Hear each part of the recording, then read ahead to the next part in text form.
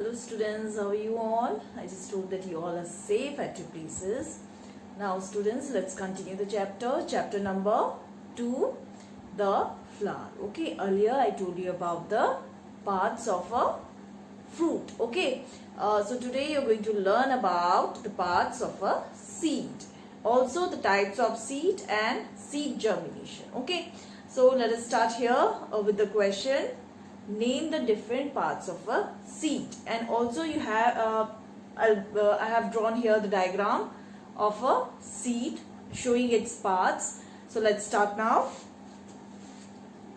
Question is, name the different parts of a seed. Okay, now you have to draw a well labeled diagram also where labeling is done. Okay, well labeled means you have to do the labeling also. You have to write its name also, showing different parts of a seed. Okay, now here's the structure of the seed. Okay, now this seed shows its different parts. What are they? Epicotyle, hypocotyle. Both these are the parts of the plumule. Okay, plumule is that part of the embryo which develops into the shoot system. Okay, and this is radicle. Now radicle, it is that part of the embryo which develops into roots. Okay, these are cotyledons, and the outer covering here is the seed coat, and this whole is the embryo. Okay, so let us discuss the parts of the seed. Now the different parts of the seed are, first is seed coat.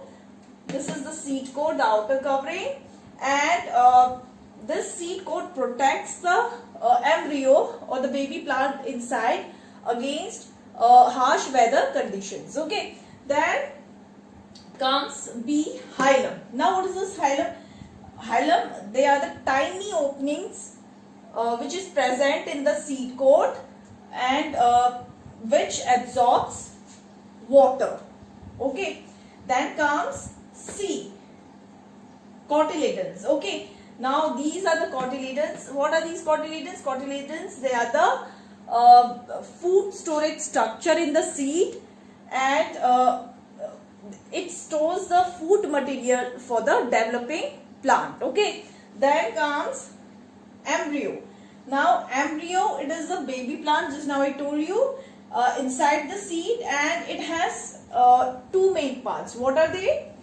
Plumule and radicle. Now plumule is that part of the embryo which develops into shoot, which grows above the soil. Okay, and radicle, it develops into root. Roots, they remain below the soil. Okay, then so these are the parts of the seed, and you have to write all these parts in your notebook, and you have to draw the diagram also. Okay, now students, here comes question number 2. Name the different types of seeds. Give 2 examples each. Okay, so there are different types of seeds. What are they? First is dicotyledonous or dicot seed, and the second one is monocotyledonous, that or monocot seed. Okay, now cotyledons, I told you cotyledons, they are the food storage structure in the seed. Okay, now they look like this. Okay, so the one having 2 cotyledons, they are called dicot, and one having single cotyledons, they are called monocots. Di means 2 and mono means 1. Okay, so this is dicot and this is monocot. Now dicot seeds, they are mainly found in gram, pea, beans. Okay, these seeds, they have 2 cotyledons. Okay, so that's why they are called dicot seeds. And monocotyledons or monocot seeds are the seeds which have only 1 cotyledon. Okay, like in maize, wheat or rice. Okay, so they all have maize, wheat, rice, they all have only 1 cotyledon, but gram, pea and beans, they have two cotyledons. Okay, to see how cotyledons they look like, soak some gram seeds overnight, and in the morning take one seed. When the seed swells up completely, take one seed and just peel off the seed coat. Okay. So then you will see the cotyledons inside the seed coats. Okay. So if you will see two cotyledons, then the seed is dicot. Okay. So here are the types of seeds and their examples. Then comes question number 3. Write differences between dicot and monocot seeds. Okay. So just now I told you what are dicot seeds and monocot seeds. Then here comes the differences between the two. Okay. So you have to write 5 differences between dicot and monocot seeds. So first difference is that two cotyledons, they are found in each seed. Okay. Here in dicot, 2 cotyledons are found, and in monocot only 1 cotyledon it is found. Okay. Now secondly, endosperm is absent. Now what is this endosperm? Endosperm, it is actually the tissue that surrounds the embryo in the seed. Okay. It is absent in the dicot seed, but it is present in the monocot seed. Okay. And this tissue, it nourishes the embryo. Now third is food is stored in cotyledons. Okay. And here food is stored in endosperm. Just now I told you endosperm, it is the tissue that nourishes the embryo, baby plant. So in dicot seed it is absent. Cotyledons, they nourishes the embryo as they store food material in them. In case of monocot seeds, food it is stored in endosperm. Okay. Then comes fourth one, seed is enclosed separately in seed coat. Okay. And here seed coat and fruit wall, they are fused together to form a grain. Here in case of dicot, seed it is enclosed inside the seed coat. Okay. But here in case of monocot, seed coat and fruit wall, both they fuse together and they form a grain. Then comes examples. The examples of dicot seeds are gram, beans, etc. And here examples of monocot seeds are wheat, rice, etc. Okay. So here are the differences between the two, and these are the different types of seeds. Okay. Now students, here comes question number 4. What is seed germination? Okay. And then also you have to describe the process of germination of seeds. Now what is seed germination? The process by which the embryo of a seed becomes active and grow into a new plant is called seed germination. Now seed, you know what it contains inside it? Embryo. Embryo is the baby plant. Okay. Now the seed remains in the dormant stage, and when it gets proper conditions, like it gets water, it gets soil, it gets air, sunlight, then only it starts growing. Okay. Otherwise the seed remains dormant. Dormant means inactive. Okay. So the process by which the embryo of a seed becomes active, and when it becomes active, when it gets the favorable conditions. Okay. So the process by which the embryo of seed becomes active and grow into a new plant is called seed germination. Okay. Then comes, you have to describe the process of seed germination. Okay. Now the first step is germination begins when the seed absorbs water, swells and bursts through the seed coat. So just now I told you that seeds, they are in dormant stage. When it gets the favorable conditions like water, soil, sunlight, etc., then only it starts growing. Then only it starts germinating. Okay. So here when I put a seed inside the soil and if I put water into it, then only it will start growing. Okay. So here firstly, what will the first change that you will observe? That after absorbing water, now water is absorbed through the hilum.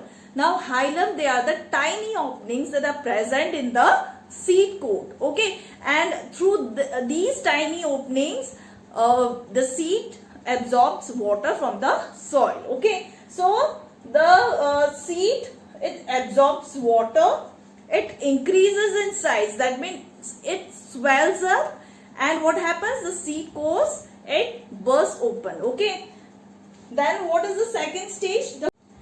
Now what happens, the water, water does not only help seed to swell up, it also helps enzymes present in it to digest the food present in the cotyledon. Okay, so this is how enzyme, they start doing their action, or they perform their function. Okay, so enzymes, they digest the food which is present in the cotyledons and make it soluble. Okay, now what is the third step?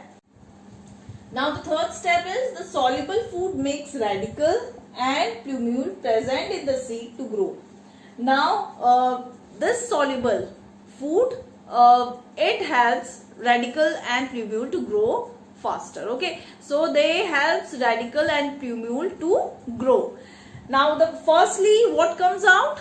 Radicle comes out. Okay, so the radicle first comes out of the seed coat and forms the root system. Okay, so what happens, the radicle, here you can see this is radicle, and it comes out first, out of the seed it comes out, and then starts growing downward. Okay, it starts growing downward. As radicle, it develops into root, so it grows downwards, and then it starts forming its root system. Okay, then after radicle, plumule also, it comes out and starts growing upwards. Okay, you can see here it starts growing upwards, and then it starts forming leaves, and later on the whole shoot system. Okay, so this is how germination of seed takes place. Okay,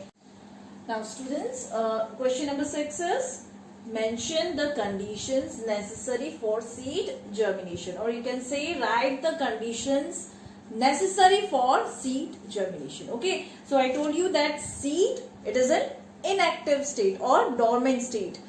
Only when it gets favorable conditions, then only it starts growing or it starts germinating. Okay, so what are these conditions? The conditions necessary for seed germination are, the first condition is water. Okay, now why water is needed? Water is needed for seed to absorb and swell up. Okay, and then to burst open. Then it is also needed for enzymes to make the food which is stored in the cotyledons soluble, so that it can feed the embryo. Okay, now the second condition is oxygen or air. Okay, so air, it is required for the germination of seed. Okay, for respiration. Now during germination of seed, there is rapid cell division. Now cell division, it is related to the growth. When there is growth, that means there is rapid cell division taking place. Okay, so during the germination, rapid cell division, it takes place. Okay, and energy is required for this cell division. Then this energy is obtained from oxidation. Okay, now oxygen required for oxidation is supplied by the air. So air is necessary for seed germination. Then comes favorable temperature, or we can say suitable temperature. Okay, now suitable temperature, why it is needed? It is necessary for seed germination. Okay, because low temperature, it retards embryonic activity, and high temperature, it destroys the delicate embryonic tissue. Now embryonic tissue means the tissue which is present in the embryo. Okay. Now seeds, they usually germinate between 25 to 35 degrees Celsius. Okay. It is a suitable temperature.